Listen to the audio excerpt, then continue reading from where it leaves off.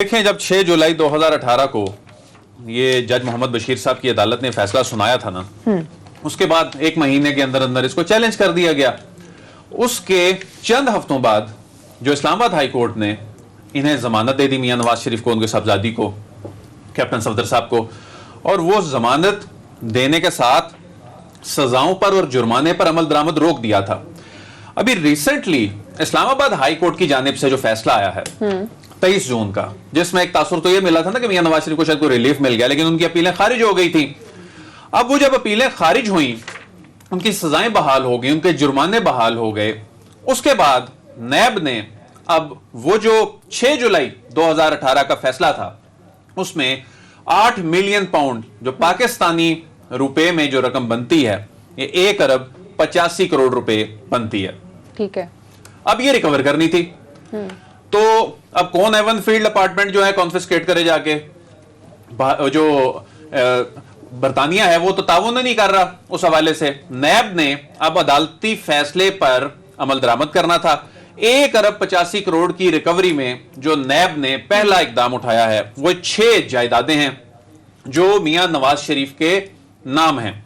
अब इन जायदादों की नीलामी होगी और अगर वो 1 अरब 85 करोड़ रुपए की रकम नहीं बनेगी, ठीक है, तो इसके बाद मियां नवाज शरीफ की मजीद जायदादें जो हैं वो भी तलाश की जाएंगी।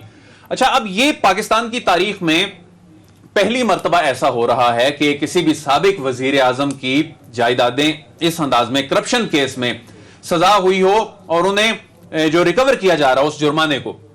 इसमें एक बात बड़ी अहम है, आमतौर पर माजी में यह होता है कि इस तरह की जो पॉलिटिकल जो शख्सियात होती हैं, या जिस तरह परवेज मुशर्रफ दौर में जब ये बैरून मुल्क चले गए थे और वो कौन सी डील करके गए थे, उसकी क्या कानूनी हैसियत थी, उसके बाद उस वक्त जो तमाम प्रोसेस हुए थे, इन्होंने कहा जी पॉलिटिकल विक्टिमाइजेशन हुई है, जो ड्यू प्रोसेस है उसको अडॉप्ट नहीं किया गया।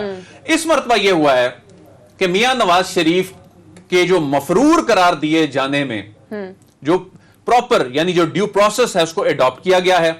सारी चीजें डॉक्यूमेंटेड थी।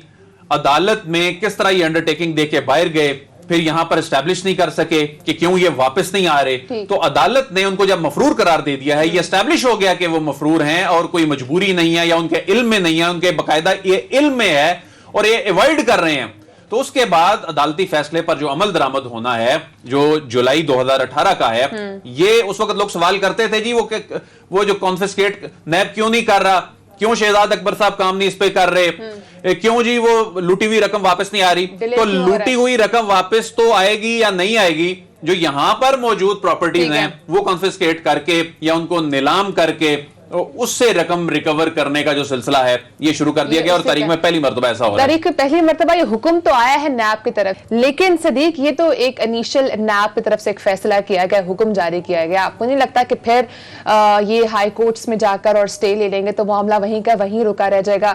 ये रिकवरीज का प्रोसेस तो जिस तरह से हम देखते हैं कि होती नहीं है, तो ये फिर हम वही रिपीट होता हुआ देखेंगे। देखिए, इस पर मुश्किल है। उसकी रीजन ये है कि नवाज शरीफ सदायफ्ता मुजरिम है, इश्तिहारी हैं और मफरूर हैं, और जो कोई मफरूर होता है वो पाकिस्तान की किसी अदालत में कोई दरखास्त लेकर नहीं जा सकता, ठीक है, जब तक वो सरेंडर ना करे। तो इसलिए नवाज शरीफ साहब की कोई भी दरखास्त पाकिस्तान की किसी भी अदालत में एंटरटेन नहीं हो सकती। ये वैसे तो है, लेकिन शरीफ खानदान वैसे तो किस्मत बड़ी उनकी अच्छी है, लेकिन मुझे नहीं लगता कि बहरहाल कोई रिलीफ मिल सके, क्योंकि वो दरखास्त कहीं दायर ही नहीं कर सकते, उनकी तरफ से कोई वकील पेश ही नहीं हो सकता। दूसरा यह है हमारिया पनामा केस में JIT बनने से लेकर और वो 5 सुप्रीम कोर्ट के जजेस और उसके बाद नैब की वो टीम, इरफान ने मंगी साहब से लेके और मेजर रिटायर्ड शहजाद सलीम साहब जो कि DG नैब लाहौर हैं, इन सब की टीमें और फिर जज मोहम्मद बशीर साहब, ये सब इनको क्रेडिट इसलिए देना पड़ेगा और तारीख में इनको याद रखा जाएगा कि एक ऐसा ख़ानदान, एक ऐसी जमात जिन्होंने, आपको याद होगा निहाल हाशमी साहब का वो खिताब याद होगा कि हम इन जजेस पर, इनके बच्चों पर पाकिस्तान की ज़मीन तंग कर देंगे, और जो शरीफ ख़ानदान के बारे में तासुर था जिस तरह से उन्होंने इदारों को करप्ट किया। तो इस सारी सूरत हाल में बहरहाल बड़ा ये जिन लोगों ने इनका जिन लोगों का किरदार था उनको हमेशा तारीख में याद रखा जाएगा। और अब ज्यादा जिम्मेदारी है मेजर रिटायर्ड शहजाद सलीम साहब और DG लाहौर जो है और उनकी टीम पर। एक तो उनको ये प्रॉपर्टीज आप ये सेल करवा के उनको पैसे जमा करने होंगे और फिर वो chairman NAB justice Javed Iqbal साहब के जरिए और उनके इदारे के जरिए कौमी खजाने में आएंगे। तो बड़ा इंपॉर्टेंट टास्क है इस वक्त DG नैब लाहौर साहब का। देखते हैं कि वो कैसे इसमें से सुरखरू होते हैं। लेकिन आपको लगता है, जैसे भी आप बात कर रहे थे, किस्मत तो काफी अच्छी है शरीफ खानदान की, तो आपको लगता है कि लाहौर हाई कोर्ट का रुजू कर सकते हैं?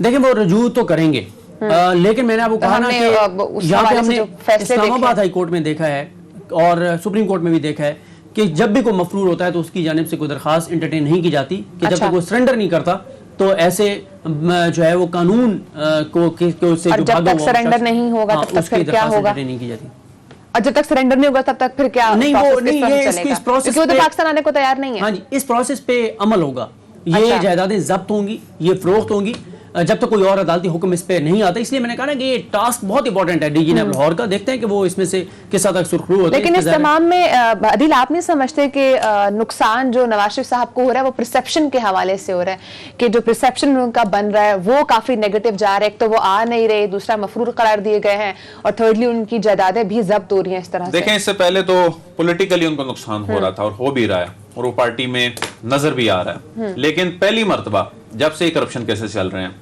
उनको माली तौर पे भी अब नुकसान होने जा रहा है। तो हर चढ़ता दिन, हर नया दिन उनके लिए ज़ाहिर परेशानी का दिन है, क्योंकि ये जो प्रोसेस है शुरू हो चुका है, उनको आना पड़ेगा और ये मामला रुकवाना पड़ेगा, तब जायदादें बचेंगी। ठीक है, यानी कि ये मामला तब तक लटका ही रहेगा जब तक वो इस तरह से आएंगे नहीं, लेकिन जायदादें जो कि फरोख्त हो जाएंगी अगर वो यहाँ पर पाकिस्तान में नहीं आते। नाज़रीन टाइम खत्म हो चुका है, इंशाल्लाह मुलाकात होगी, अपना बहुत सारा ख्याल रखिएगा, अल्लाह हाफिज़। देखें जब 6 जुलाई 2018 को ये जज मोहम्मद बशीर साहब की अदालत ने फैसला सुनाया था ना, उसके बाद 1 महीने के अंदर अंदर इसको चैलेंज कर दिया गया। उसके चंद हफ्तों बाद जो इस्लामाबाद हाई कोर्ट ने इन्हें जमानत दे दी, मियां नवाज शरीफ को, उनके साहबजादी को, कैप्टन सफदर साहब को, और वो जमानत देने के साथ सजाओं पर और जुर्माने पर अमल दरामद रोक दिया था। अभी रिसेंटली इस्लामाबाद हाई कोर्ट की जानिब से जो फैसला आया है 23 जून का, जिसमें एक तासुर तो ये मिला था ना कि मियां नवाज शरीफ को शायद कोई रिलीफ मिल गया, लेकिन उनकी अपीलें खारिज हो गई थी।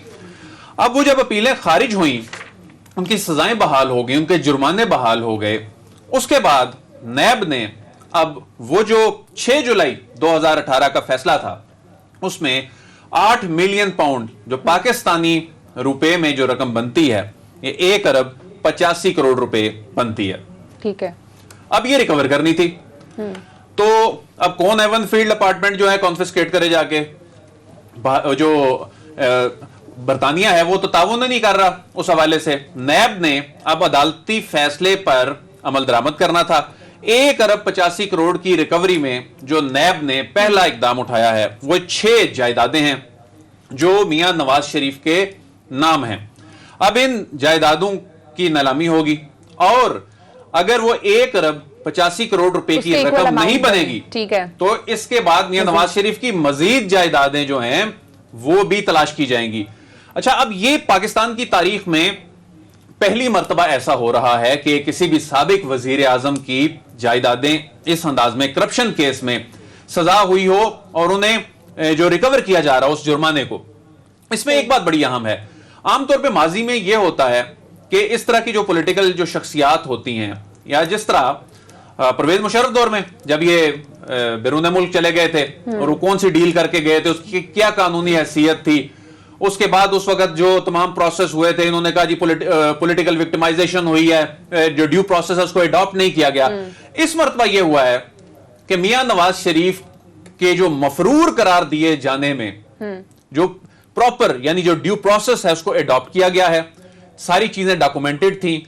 अदालत में किस तरह ये अंडरटेकिंग देके बाहर गए, फिर यहां पर एस्टैब्लिश नहीं कर सके कि क्यों ये वापस नहीं आ रहे, तो अदालत ने उनको जब मफरूर करार दे दिया है, ये एस्टैब्लिश हो गया कि वो मफरूर हैं और कोई मजबूरी नहीं है या उनके इल्म में नहीं है, उनके बाकायदा ये इल्म में है और ये अवॉइड कर रहे हैं, तो उसके बाद अदालती फैसले पर जो अमल दरामद होना है जो जुलाई 2018 का है, ये उस वक्त लोग सवाल करते थे जी वो जो कॉन्फिस्केट नैब क्यों नहीं कर रहा, क्यों शहजाद अकबर साहब काम नहीं इस पे कर रहे, क्यों जी वो लूटी हुई रकम वापस नहीं आ रही। तो लूटी हुई रकम वापस तो आएगी या नहीं आएगी, जो यहां पर मौजूद प्रॉपर्टीज हैं वो कॉन्फिस्केट करके या उनको नीलाम करके उससे रकम रिकवर करने का जो सिलसिला है ये शुरू कर दिया गया और तारीख में पहली मर्तबा ऐसा हो रहा है। तारीख में पहली मर्तबा ये हुक्म तो आया है नैब की तरफ, लेकिन सदीक ये तो एक इनिशियल नैब की तरफ से एक फैसला किया गया, हुक्म जारी किया गया। आपको नहीं लगता कि फिर ये हाई कोर्ट्स में जाकर और स्टे ले लेंगे तो मामला वहीं का वहीं रुका रह जाएगा?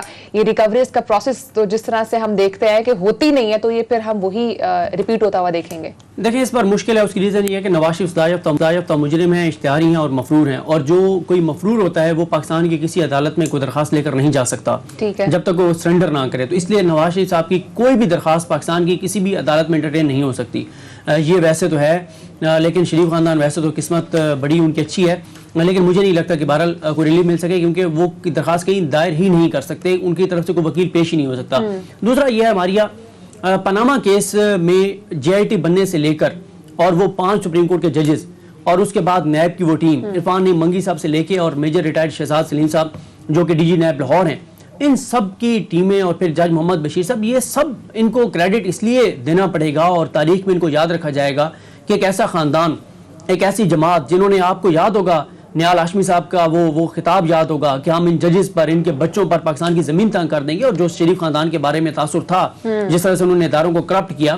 तो इस सारी सूरत हाल में बहरहाल बड़ा ये जिन लोगों ने जिन लोगों का किरदार था उनको हमेशा तारीख में याद रखा जाएगा। और अब ज्यादा जिम्मेदारी है मेजर रिटायर्ड शहजाद सलीम साहब और DG लाहौर जो है और उनकी टीम पर। एक तो उनको ये प्रॉपर्टीज आप ये सेल करवा के उनको पैसे जमा करने होंगे, और फिर वो chairman NAB justice Javed Iqbal साहब के जरिए और उनके इदारे के जरिए कौमी खजाने में आएंगे। तो बड़ा इंपॉर्टेंट टास्क है इस वक्त DG नैब लाहौर साहब का। देखते हैं कि वो कैसे इसमें से सुरखरू होते हैं। लेकिन आपको लगता है, जैसे भी आप बात कर रहे थे, किस्मत तो काफी अच्छी है शरीफ खानदान की, तो आपको लगता है कि लाहौर हाई कोर्ट का रुजू कर सकते हैं? देखिए वो रुजू तो करेंगे, लेकिन मैंने आपको कहा ना कि यहाँ पे हमने इस्लामाबाद हाई कोर्ट में देखा है और सुप्रीम कोर्ट में भी देखा है कि जब भी कोई मफरूर होता है तो उसकी जानिब से कोई दरखास्त एंटरटेन नहीं की जाती, कि जब तक वो सरेंडर नहीं करता तो ऐसे जो है वो कानून को से जब तक सरेंडर नहीं होगा तब तक फिर क्या होगा? नहीं की जाती, और जब तक सरेंडर नहीं होगा तब तक फिर क्या? नहीं वो नहीं, ये इस प्रोसेस पे पाकिस्तान आने को तैयार नहीं है। हाँ जी, इस प्रोसेस पे अमल होगा, ये जायदादें जब्त होंगी, ये फरोख्त होंगी जब तक कोई और अदालती हुक्म इस पे नहीं आता। इसलिए मैंने कहा ना कि ये टास्क बहुत इंपॉर्टेंट है DG नैब लाहौर का। देखते हैं कि वो इसमें से किस हद तक सुरखरू होते हैं। लेकिन इस तमाम में अदिल, आप नहीं समझते कि नुकसान जो नवाज शरीफ साहब को हो रहा है वो परसेप्शन के हवाले से हो रहा है, कि जो परसेप्शन उनका बन रहा है वो काफी नेगेटिव जा रहा है। एक तो वो आ नहीं रहे, दूसरा मफरूर करार दिए गए हैं, और थर्डली उनकी जायदादें भी जब्त हो रही हैं इस तरह से। देखें, इससे पहले तो पॉलिटिकली उनको नुकसान हो रहा था और हो भी रहा है, और वो पार्टी में नजर भी आ रहा है। लेकिन पहली मर्तबा जब से करप्शन केसेस चल रहे हैं, उनको माली तौर पे भी अब नुकसान होने जा रहा है। तो हर चढ़ता दिन, हर नया दिन उनके लिए ज़ाहिर परेशानी का दिन है, क्योंकि ये जो प्रोसेस है शुरू हो चुका है, उनको आना पड़ेगा और ये मामला रुकवाना पड़ेगा, तब जायदादें बचेंगी। ठीक है, यानी कि ये मामला तब तक लटका ही रहेगा जब तक वो इस तरह से आएंगे नहीं, लेकिन जायदादें जो कि फरोख्त हो जाएंगी अगर वो यहाँ पर पाकिस्तान में नहीं आते। नाज़रीन, टाइम खत्म हो चुका है, इंशाल्लाह मुलाकात होगी। अपना बहुत सारा ख्याल रखिएगा। अल्लाह हाफ़िज़।